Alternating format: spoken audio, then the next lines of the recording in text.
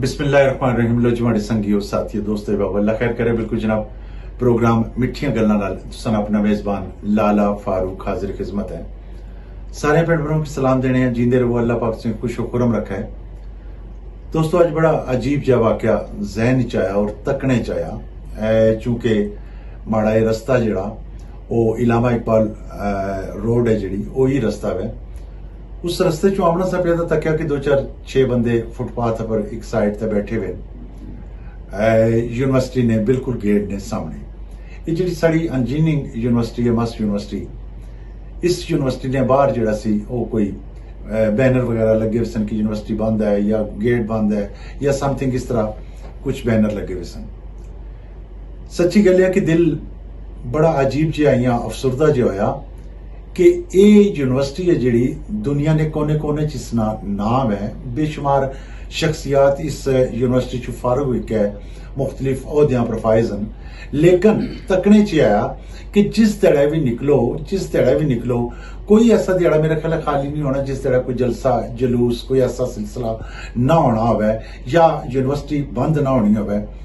बड़ा अजीब जिहा तमाशा लगे आ और मेरा ख्याल है कि इस तमाशे ने दौरान अगर तकिया जाए तो सिर्फ यूनिवर्सिटी ही मुतासर नहीं होनी बल्कि उसने नाल पुलिस डिपार्टमेंट है जड़ा वो भी पूरे न पूरा फाई लगे होना वे। रोड जी है वो बंद हो जानी है, मुख्तलिफ ट्रैफिक है जी वो बंद हो जानी है, एंबुलेंस सर्विसिज जी मुअत्तल हो के रही जानियां।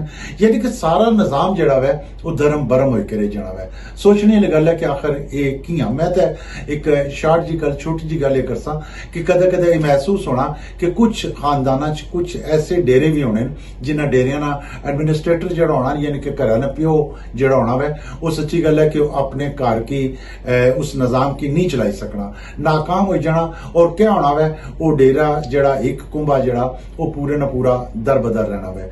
इस तरीके ने इस यूनिवर्सिटी की मैं तकना वा तो सोचने वाली गल है कि यूनिवर्सिटी अजे तो उस तरीके नाल मैनेज किए नहीं हो सकी। हालांकि जिस वक्त दिता जाना वा ओहदा तो मेरा ख्याल है कि वो आजाद हुकूमत रियासत जम्मू कश्मीर ना जड़ा सदर है सारे तो वड्डा उसकी ओहदा दिता जाना और उस तो सेकंड जड़ा वो नेक्स्ट जड़ा इत्थे वाइस चांसलर जड़ा कोई होना या समथिंग डीन वगैरह।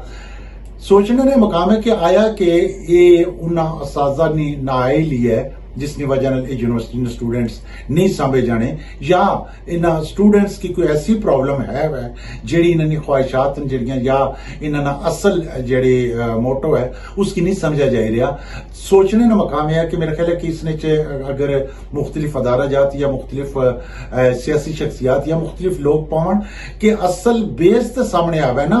रोजाना यूनिवर्सिटी बंद होनी है और सिर्फ यूनिवर्सिटी बंद होने नाल ये नहीं है एक चीज तक उसी कि यूनिवर्सिटी पूरे स्कूल कॉलेज नहीं कलीम है जी वो आई जमा होनी है।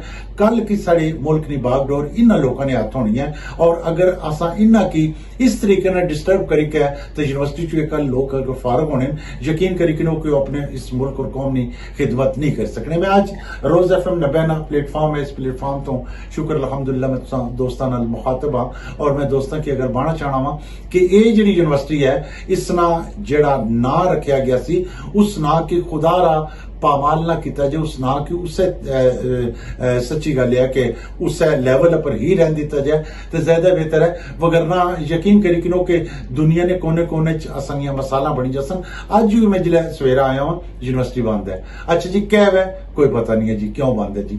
अच्छा सिलसिला यह है कि यानी कि किसी भी चीज ना ये हल नहीं है कि इन्होंने लोगों का तालीमी सेशन जड़ा वो जाया हुआ जाया होने क्या है कि भाई क्या है कि जरा सरा कोई जलसा या जुलूस निकलना पाया तो उसने रहा जी यूनिवर्सिटी की ताले ला छोड़ो यूनिवर्सिटी बंद होगी।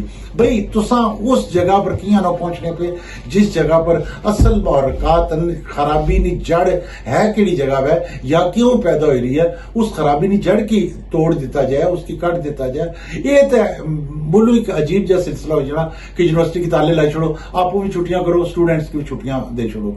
मेरा ख्याल है कि ये इस मामले का हल नहीं है। असल लोगों की सारिया की सोचना पैसी कि साड़ा जड़ा ये अदारा कीमती तरीन अदारा और इसने जेडे स्टूडेंट्स कीमती तरीन स्टूडेंट इस मरो कि इन्हों को ही मुल्क नहीं बागडोर पलके संभाल सनाई। लिहाजा असा की ये चीज सोचनी चाहिए है और मेरा ख्याल है कि तमाम दोस्त तुसा दोस्त जेडे इस वक्त वीडियो तकने पे उन्हें मैं रिक्वेस्ट करसा कि तुसा नहीं अपने कोलों अपने जहन ने मुताबिक कमेंट्स दियो कि आया कि इस यूनिवर्सिटी ना मजीद आया कि कोई इतना ग्रुप बंदी तो नहीं है, आया कि कोई अहदियां ना इतना झगड़ा तो नहीं है, आया कि कोई प्रोफेसर साहबान ना या कोई ऐसा सिलसिला तो नहीं है कि एक तैनाती इतना वै तो दूए की तो पट छुड़िया जाए या कोई इसकी मुखालफत की जानी होवे भी। ये तुसां दोस्त बाब जेहड़े वो जरूर दसो मिगी।